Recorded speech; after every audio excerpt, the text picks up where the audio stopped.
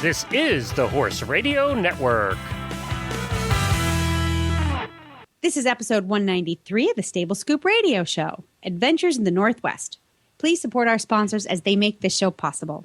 Equestrian Collections for all your equestrian shopping needs, Equity Manufacturing, home of the Shake and Fork, and Kentucky Performance Products, scientifically proven supplements. Find information about these sponsors at stablescoop.com.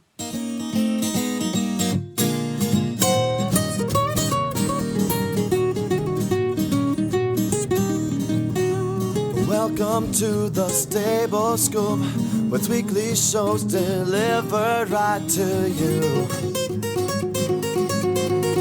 With Helena and Glenn the Geek, live from the stable, it's every week. They'll bring you the news through hail or high water, while using their tails as their own fly swatters. So sit on down and laugh till you poop, cause it's time again for the Stable Scoop. Stable Scoop. The Stable Scoop. Stable Scoop. And this is Helena B., and I'm here with Coach Jen today, and you're listening to the Stable Scoop Radio Show on the Horse Radio Network. Yippee. Hi, Jen. How are you? I'm good. Well, you're here with me today. You're my favorite substitute guest because Glenn is on the road, and he's going to The Rolex Kentucky 3-day event up in Lexington, Kentucky. He is on the road, hopefully having a swift and boring trip.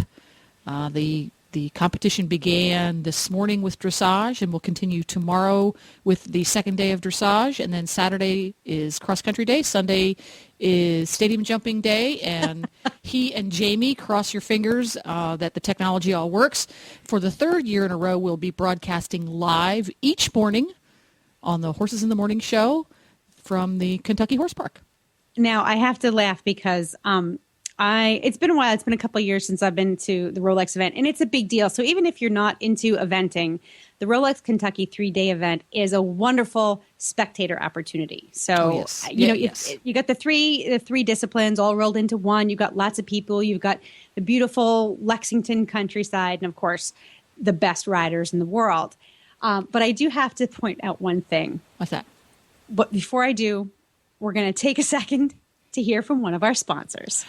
So I got to try out something that I had never tried out before from Equity Manufacturing, and I had to get the help of some of the neighbors though, Helena, because we have sand paddocks here, and then like a running area for the horse when it's hot and things. And a lot of people in our neighborhood, there's 400 homes here in this equestrian neighborhood, about 300 of them horses, but a lot of them have them outside. So I had to find ones that actually kept their horses in stalls, and I did that. So I called to them up and I said, "Hi, I'm your new neighbor.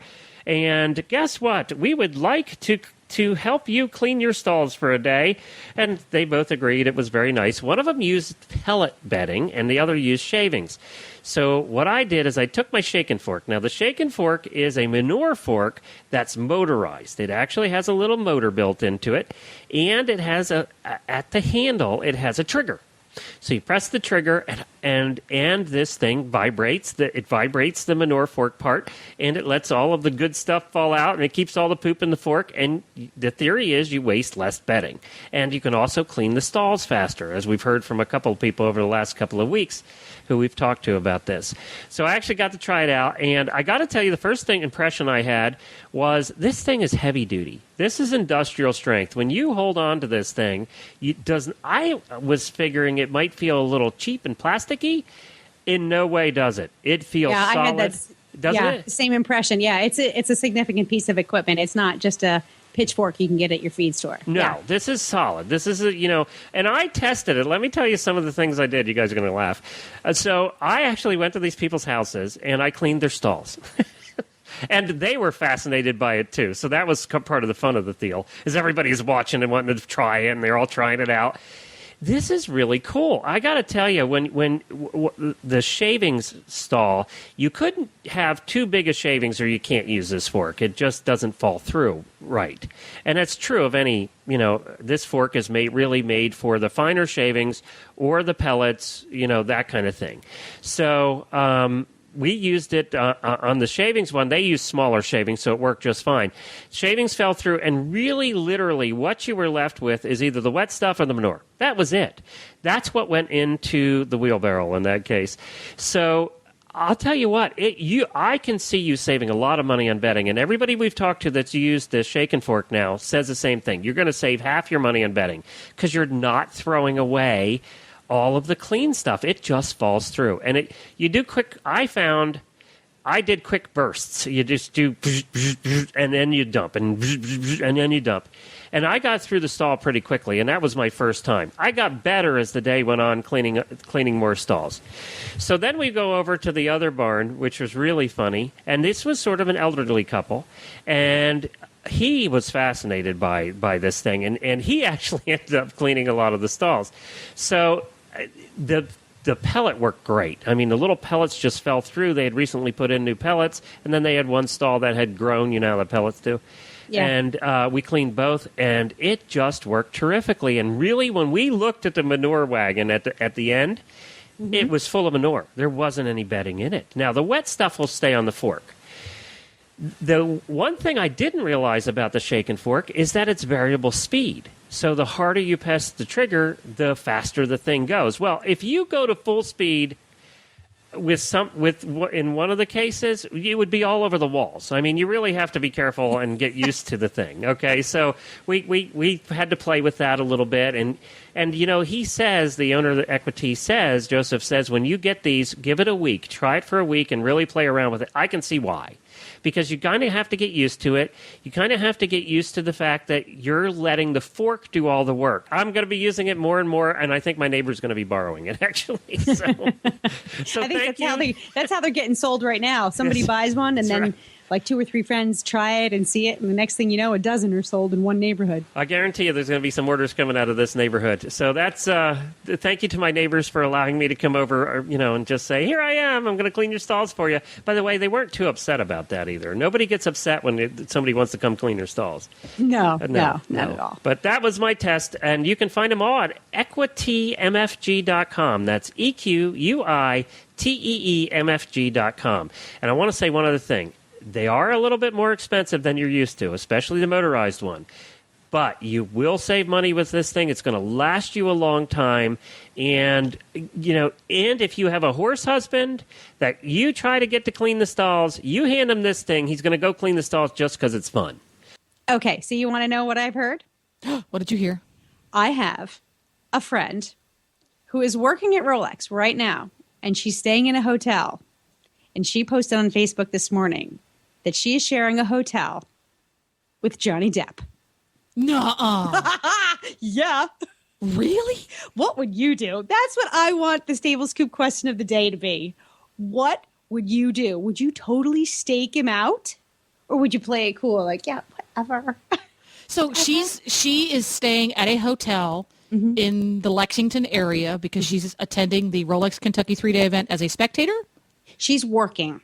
But as an employee, okay. As an employee. She's a Bit of Britain employee, and she happened to proclaim to everyone who cares that she's staying in the same hotel as Johnny Depp. Now, here's what I want to know. Because we have to do the, what do they call that? Snope. We have to snope this. Snopes? Isn't Snope where you go to find out if emails and things you see on the internet are real? Snope. Yeah. We're going to Snope this.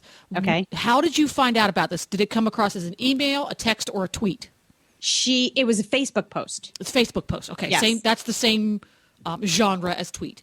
Okay. What time of the day or night was this post created? Wait a minute. What do you think? Someone hacked her account? No. Just answer the question. We'll get to I'll wrap it up. All right.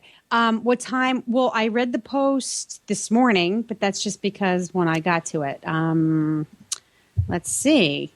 This is kind of interesting. Here she is. It was posted 15 hours ago, Eastern time. So last night. So 15 hours ago would have been if it was 12 hours ago, it would have been 12:30 at night. So 12:30, and that's 12 hours. So 3 more makes it 10:30 at night, 9:30 at night. Okay, yeah. Okay. Now, was this post accompanied by a photograph taken with a cell phone of anyone in a bar? No. Okay. So there is some tiny chance that there is some validity. Yes. Because you know how Facebook photos are. Now, did she mean Johnny Depp, or did she just mean somebody who looks like Johnny Depp? She says, and I quote on Facebook, Johnny Depp, well, this is what I love about this girl. Johnny Depp is staying in my hotel. Johnny Depp is staying in my hotel. And someone says, you know, oh my God, is it real? La, la, la. She says, no kidding. I'm just going to spend the next few days creepily lingering around the hotel lobby. So see, now we're going to have to send our minions out. All of you listeners out there, I'm going to have to make sure Glenn knows about this. You need to tweet it to Glenn to keep their eyes peeled in the VIP boxes at Rolex to see if he's really there watching. Does Glenn get to go in the VIP boxes? Are we that? No, but we can use binoculars to look in. Okay, we're going the high route. I see. We're the Horse Radio Network. We ain't NBC Sports. We don't get no passes to no VIP boxes. Well, you know what I think is the best part about that particular post is that Johnny Depp is at a horse event. That's great PR. That would be pretty cool. That's great PR. Let's hope the Paps are following him around a little bit. Yeah, that would be pretty cool. He's in the Dark Shadows movie that's going to be released shortly, isn't he? Yeah, you're a big fan of that, aren't you? I used to watch Dark Shadows growing up. That was what we watched instead of traditional soap operas, because it was sort of a soap opera starring a vampire is really all it was. Well, so speaking of soap operas, our guest for today probably has enough material to write his own soap opera. Oh my gosh, soap opera heck! This is MacGyver meets Equitrekking. Yeah, Sans vampires. Sans vampire. Yeah, Okay. Skip the vampire altogether. But wow, what an interesting and fascinating adventure! I got goosebumps talking to this guy. I know. There's some bridges and scary things and not so scary things and food and John Wayne. We're going to hear from Jay Adams, and he's going to talk to us about a really cool ride across the Northwest, and it's referred to as the Cross State Ride. It's their 31st year doing it. So stick around. We're going to take a quick break to listen to a message from one of our sponsors, and then we're going to come back and we're going to we're going to talk with Jay Adams about the Cross State Ride. It's a 17-day party on horseback, basically. We'll be right back. Hi, Glenn, back with you from the Horse Radio Network. I'm here with Debbie from Equestrian Collections, and we are highlighting a program you guys have going on this week. Yes, this week I'm highlighting our Mount Up to Rewards program. When you sign up for this program, and you can do that on our website, www.equestriancollections.com, with every dollar that you spend here at Equestrian Collections, you earn a point. As soon as you accumulate 500 points, you will receive in your email a $25 reward certificate. It's a gift certificate that you can use at Equestrian Collections on anything that you would like. And it doesn't stop there. Once you receive your gift certificate, you start accumulating points again, so that the next time you reach 500 points, you will receive another $25 gift certificate. There's absolutely nothing you need to pay to get up on this program. As soon as you sign up, it's free and clear. It's free money. I love the fact that for each 500 points, you get that $25 to blow on whatever you want. And for all of you horse wives out there, that's money your horse husband doesn't know about. Perfect. Where can they learn more? Is there something on the site they can get to, or? Yes, on the home page at www.equestriancollections.com. At the bottom of the page, you'll see the rewards. Click a box and you click on that, and there's all the information that you need to sign up. Or you can always call customer service at 877-872-4415. We're here from 9 to 5, Monday through Friday, Eastern Time. Welcome, Jay, to the Stable Scoop Show. Jennifer and I are really happy to have you on because you're going to tell us about this super cool cross-state ride. It's a big deal. It's the John Wayne Pioneer Wagons and Riders, annual cross-state ride, which is a ride across Washington State. And this is your 31st year. So welcome, and tell us a little bit about the group, first of all, that's behind this ride. Well, thanks for having me on. And the group was started back when the old Milwaukee Railroad abandoned their right-of-way. And that was about the time that all of the groups were trying to get a hold of the railroads and the old railroad grades and turn them into walking trails and that kind of stuff. And so our group was formed to do that. And Chick Hollenbeck was actually the guy that started it. And so what we do is right across the state from Easton all the way over to Tico, which is just short of the Idaho border here in Washington State. And it's 17 days on the trail and 14 days of actual riding. 17 days on the trail? 17 days on the trail and 14 days of riding. Wow. Okay, so now the old Milwaukee Railroad, where does that go? For that those of went us from Chicago all the way to Seattle. Okay, so and on the trail, it's interesting now because on the trail they've got the mile markers that tell you how far you are from Chicago. ha! As if the world begins and ends in Chicago. It does for this trail, yeah. Which is fabulous. I love the way every major city in the U.S. or every, central point, it's sort of the whole world starts and stops with that point. So it's everything that's relevant from Chicago on. And so you're in your 31st year, which is a long time to be doing something like this. What was the goal? The goal was to get a trail that eventually they had hoped to be able to get it to go all the way back to Chicago, so you could ride a horse from Seattle to Chicago on the old railroad grade. Like every other one of these trails, there's been hassles with the private property owners and that kind of stuff, and with counties and cities and states that either don't want it and all of that. So far we've got it as far back as just short of the Idaho border, and there's other parts of it between Washington and Chicago that are there, but it's going to be a long, long time before it's ever a completed trail. But that was the goal originally, was to maintain it as a recreational riding trail. Yeah. Okay. And now what's the connection to John Wayne? Well, some folks way back when they first started doing this, John Wayne used to have a house out in Sequim, which is on the coast, and some folks knew him, and they talked to him, and he let them use his name as kind of a bargaining chip and put some power behind the group to get it all started. Oh, that was very nice of him. See, everybody likes John Wayne for a reason. We knew he wasn't just a good actor and a charismatic guy. He was charitable. I like that. Yeah. And and when you look at the little description here, I'm on your website. A typical day on the trail. Anyone who is familiar with the characters that John Wayne played, this is a John Wayne kind of a trail ride. A John Wayne character kind of trail ride. Yeah. This is something else. Who goes on this ride? What kind of people, what kind of riders, what kind of horses actually show up? Oh, you know what? We have everything from little minis pulling a little carts all the way up to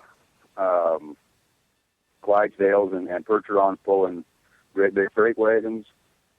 We have people riding quarter horses and box trotters and the Tennessee Walkers and just every kind of horse you can imagine out there. And then as far as the type of people, we have bicyclists out there. We have folks that walk the trail with us every year. And they're from all walks of life. They're, you'll see people driving an old 65 Chevy pickup, pulling an old 2-horse trailer and sleeping on the ground, to people that have motorhomes and really nice horse trailers, to just everything. And what are the horses generally experienced, camping trail horses, or do you have people? See, I'm always thinking about those fox hunters in the back who think it's really glamorous and awesome to go out fox hunting, and then they have complete meltdowns on these big rides. I think Helena wants to know, is this a good first-time long-distance ride for a trail rider? Probably not. There's a couple of things that we have trouble with the first 3 or 4 or 5 days of every ride, every year, and that's the wagons. A lot of horses have never been around wagons, and I know that my first year on the ride 4 years ago, my horses, they would go anywhere on a trail and do about anything in the world, and when those wagons came by, they just kind of flipped out. They had no idea what that was, and those horses were dressed funny, and I'm not going to be anywhere near them. So my son and I provided entertainment for the camp for the first week or so, every morning, with the rodeo that we put on when the wagons would go by. And after that, they start settling down, getting used to it, and everything goes pretty smooth. It's not a hard trail. There's nothing more than a 4% grade. Like I say, it's all on the old railroad grade. So once you're on the trail, it's pretty easy. There's some pretty high trestles that we go across. There's one that's really high, really long that crosses the freeway, 4 sets of railroad tracks, and the Yakima River. And that's probably about the worst of it. Okay, so you do need a fairly seasoned trail horse. Well, and you discover when you go on these types of rides, I had the very good luck to go on the part of the ride across America for the bicentennial in 1976. And when 138 of his friends go across a scary bridge, he ain't getting left behind. That's true. Right. Yeah. That's true. And we have people that will ride across, people that will walk across, and there's no, there really is no animosity or ribbon people or anything like that. If they get off and walk their horse across some of the more scary trestles, they've almost all got side rails on the trestles, and that there's. Wait a minute! Wait! Stop right there. Almost all. Yeah, let me tell my story, and I'll explain to you about one that doesn't. Right towards the end of the ride. Jen, you might got my attention. You might want to log off for this part of the story, otherwise you'll never go. All right, let's hear it, Jay. Let's hear it. Okay. My first year on the ride, my son and I were out there, and he was 12 years old and hadn't been riding for maybe 8 months. And I'd gotten rid of my horses years and years ago and swore I'd never have them again. And then he started reading my list of more books, and here we are. But anyway, the last day of the ride, we go through a parade in the town of Roselia, and then from there we've got a 20-mile ride to the town of Tico where we're done. Well, that day it was pouring down rain, and it was blowing sideways. The wind was howling about 20 miles an hour sideways at us. And so I had my hat pulled down and my collar pulled up, and basically I was just kind of looking at my saddle horn and right off my horse's shoulder going across this bridge, just to make sure that he was staying on a straight line because he was trying to kind of push away from the wind. And all of a sudden the wind kind of quit, and I looked up and looked around and realized that, oh man, I feel like I'm about 400 feet straight up, and there's no side rails on this particular bridge, and it's a long ways across. And so that one scared me. We've had people that have gotten off about halfway across that one and actually crawled across the rest of the way. Oh, God, that would be me. Yeah, she was on a bit of a spooky horse, and like I said, she literally crawled across the bridge on her hands and knees. That was the probably the worst bridge on the whole trail. Okay, I'm gonna meet you back at camp that day. I'll be happy to make biscuits and gravy for everybody. I'm getting sweaty palms. You talking about it, Jay? I know, my heart's racing. It never seems to bother the horses nearly as much as it bothers the people. Yeah, no kidding. We should. You know how many times we could learn lessons from our equine partners? Just look at them. They don't know it's scary. They don't have a fear for their own mortality. That's the problem. No, they'll step onto most anything and keep right on going if you let them. Wow, so that's the hairy, scary section. But kind of give us an overview of a typical. Now, I have one quick question before we do it. a typical day on the trail, but do you have to ride the entire ride, or can you sign up for just a piece of it? No, you can sign up for anywhere from one day to the whole ride. We have people that will okay. pop in I can for a skip the weekend day when with the they've got trellis. time or Okay. whatever, and some will do the whole ride. And if you do the whole ride, you get a white scarf. But you have to ride every day of the ride to get the white scarf. What that's to like wave in the air when you're having a heart attack on the way across that trellis? Is that what that's for? Yeah. No, you have to finish the trellis before you get the white scarf. So you don't even have to end. Jeez. I surrender. I get the white scarf. I give up. So, All right. so Okay, give, so a typical day on the trail, you get up about 5 or so in the morning, feed your horses and feed yourself and all of that, and you've got your truck and your trailer with you every day. And so you get up, you take care of your horses, and about 7 o'clock in the morning, we all line our trucks up behind the school bus that will lead us to that night's campsite. So we do that. We've got a parking committee that gets everybody parked, and then we all get on the bus and come back to where our horses are. So a then- bus takes you back to where your horses are. Yep. Got it. Okay. Yeah. And, there's always some place to tie them up there, or if there's two of you, one of you can hold a horse and ride one. And so that's what we do for the morning, and then we ride. Usually about halfway out, we've got a small 15-passenger city bus, a small bus, and it has a trailer on it that has 4 outhouses and a 500-gallon water tank, and we usually set that out about halfway on the trail each day. And so we can water our horses and use the facilities if we need to. And then we ride into camp. And then, depending on the horses, my horses are quarter horses, so they move a fair amount slower than the folks that are on the Tennessee Walkers and all those. You get into camp and take care of your horses, feed them, set up your corral that you're going to. And a lot of nights we'll have either a potluck or there's several of the places where the folks that own the land that we're on will come do a barbecue for us. You'll have dinner and all that. And then every night at 7 o'clock we have a camp meeting so that we can tell everybody about tomorrow's trail. There's, people kind of start to break up into groups during the ride. And there's some that, play guitar and fiddle and harmonica and tell stories and whatever, and just kind of sit around and have fun, and you get to know a lot of people that you would probably never get to know if you just stayed at your trailer or stayed at your horses. But by probably 10 o'clock at night, most everybody's turned in to bed and get ready for the next day. And this goes on for about, you said 14 to 17 days. Yeah, it's 14 days of riding. We have a couple of layover days, rest days, so you've got time to, repair, you've got tack issues or whatever, and if you need to run in town to get more supplies for your horses, we stop in Othello, so we'll all run down to the feed store and get more hay or whatever for our horses and restock our food supplies for us and all that kind of stuff. you have to stop and get baby powder and hot dogs halfway through. Yeah. So during the ride, is there a trail boss that's mounted that's riding along and he kind of leads the way and everybody rides behind him, and then there's a guy in the back that makes sure that nobody wanders off, so you kind of herd all the participants into the middle?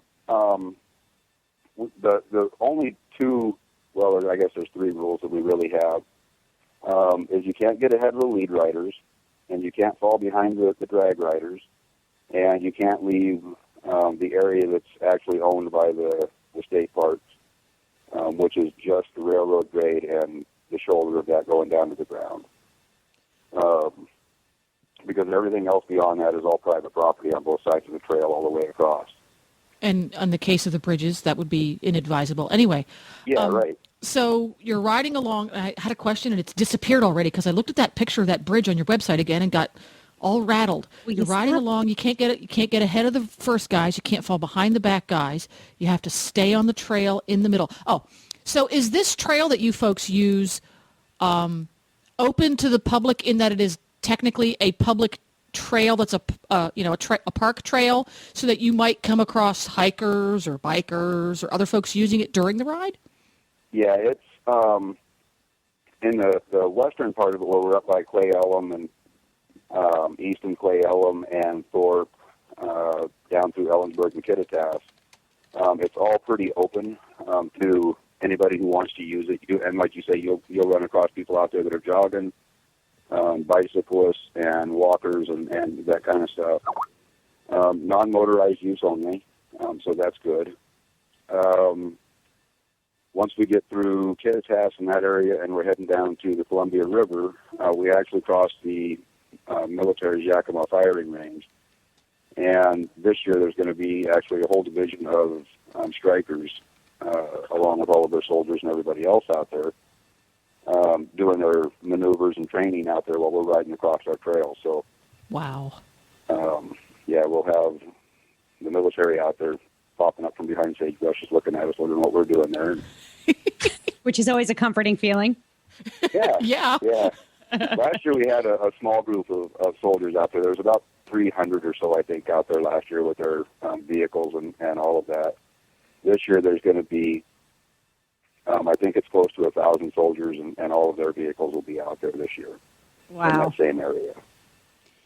This sounds like this sounds like a challenging but fun ride, and a once in a lifetime opportunity to spend some real time with people, to be that genuine living that you don't normally get to do, you know? Yeah.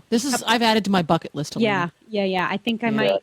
Although, did they take that bridge off the trail? Or did they put rails up? Damn. No, they haven't put rails up there yet. We'll just skip that day, Helena. We'll be fine. Right. That's fine. We'll skip that day. Skip that one day. We'll take the alternate. Or you can get off and walk across. No, I'm skipping it. Sorry, honey. Yeah. Yeah. Now, Somebody else can ride Beaker across. He'll be fine. we can, if you can ride my horse, then you can just fly across the bridge. You don't need to ride it at all. Where can people find out more information about this ride and how they can get involved? Well, on the John Wayne website, which is JWPR, let me get it right, John Wayne Pioneer Wagon and Riders, JWPWR.com, or .org. .org. And they can get all the information, they get the application off of there. My phone number and my email address should be on there, and if they would rather call me or email me directly, they can do that.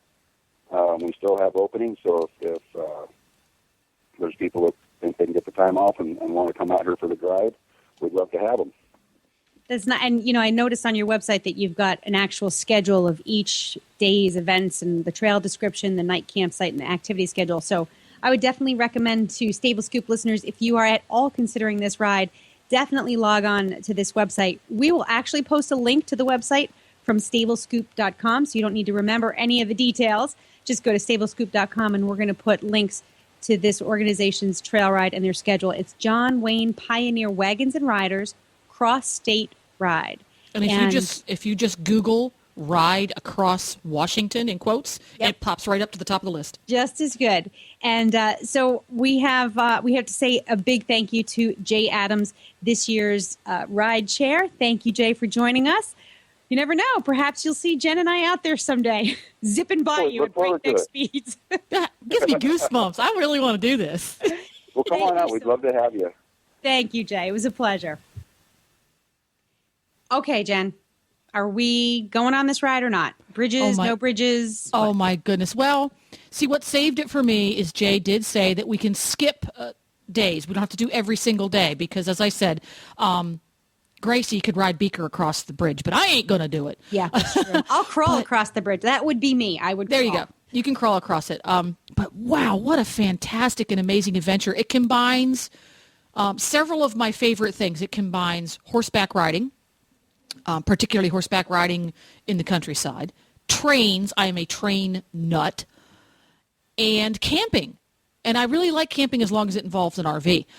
So all we're going to have to do is buy ourselves an RV or rent one maybe, And I think, Bucket list. yeah, I Definitely put this our on my bucket list in red letters. This sounds awesome. Look, I mean, I'm looking at the schedule, and it's like potluck with the Baileys, potluck. Oh, I must be hungry. Okay, I Yeah. keep looking at the potluck column. Yeah.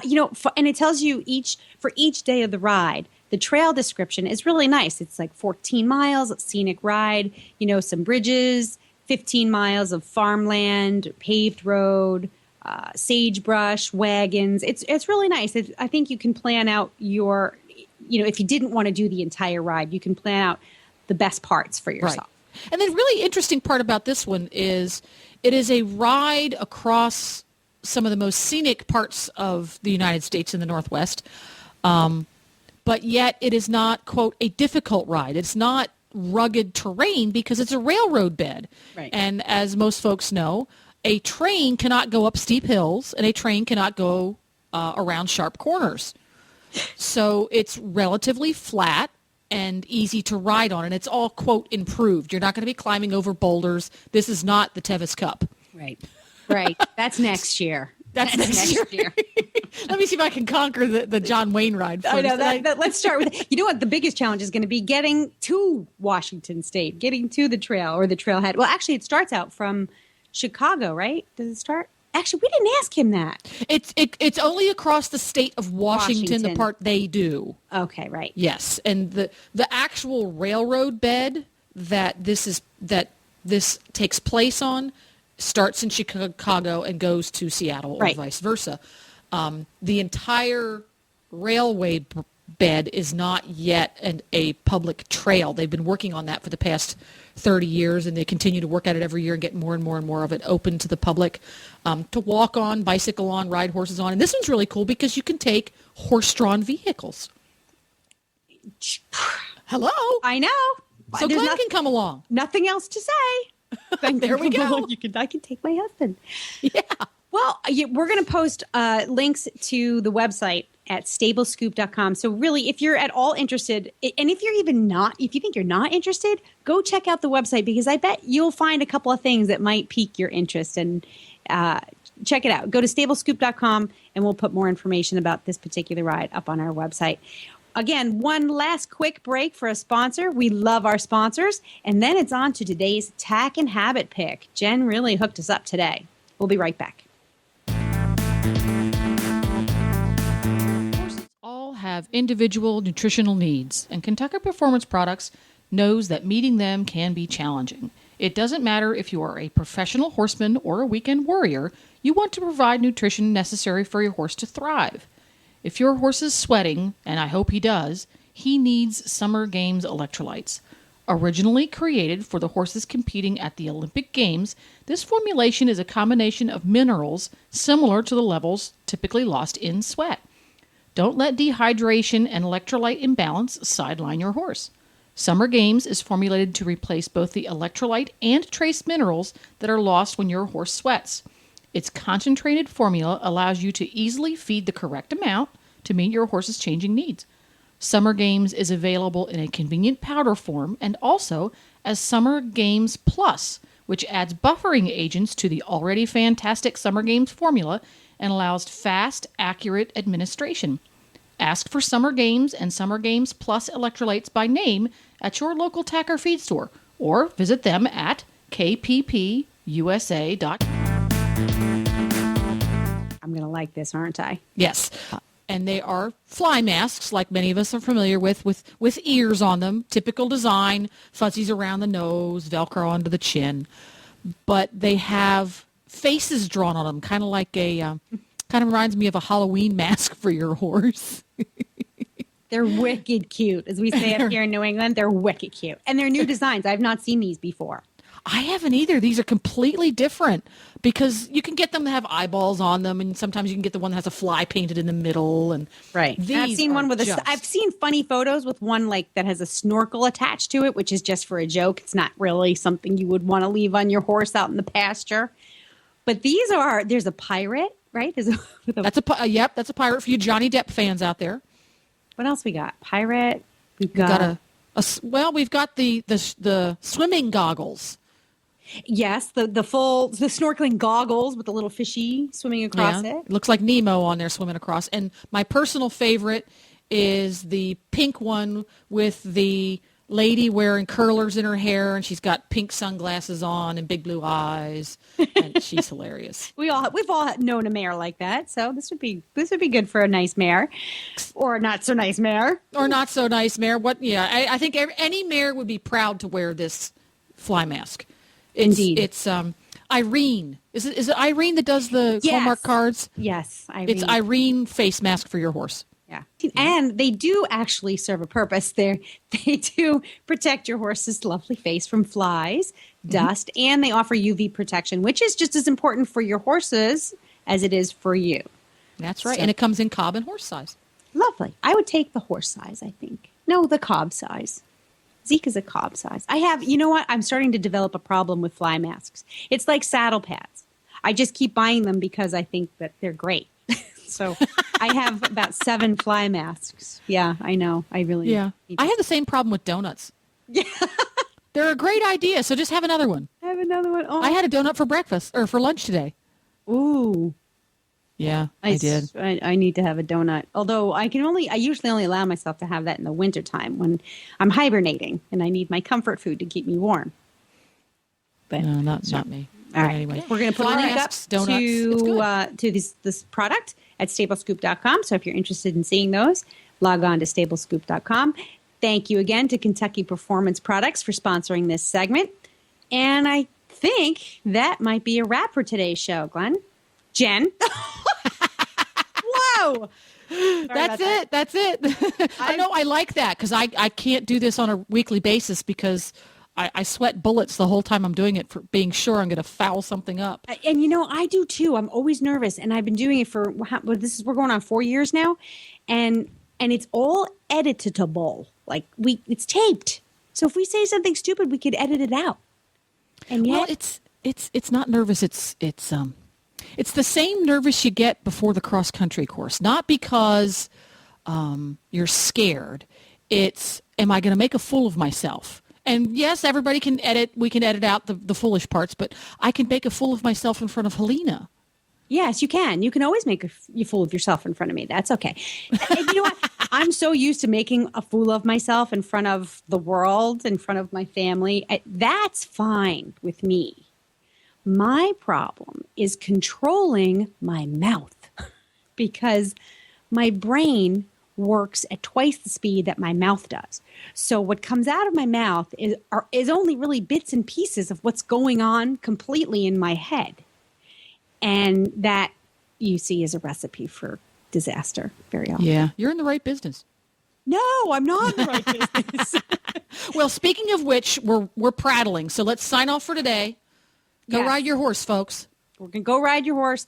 For details about today's show, go to stablescoop.com. Again, you will find links, photos, and more information about today's guests. Remember, we do love your feedback, so please follow us on Facebook. You can find us under Stable Scoop. You can also follow our tweets at Horse Radio. And once again, many, many thanks to our wonderful sponsors, Equestrian Collections, Equity Manufacturing, and Kentucky Performance Products. Be sure to visit all the great shows on the Horse Radio Network at horseradionetwork.com. And we will be back again next week with something fun. Thanks, Jen, for joining me today. Thanks for having me. Tally ho!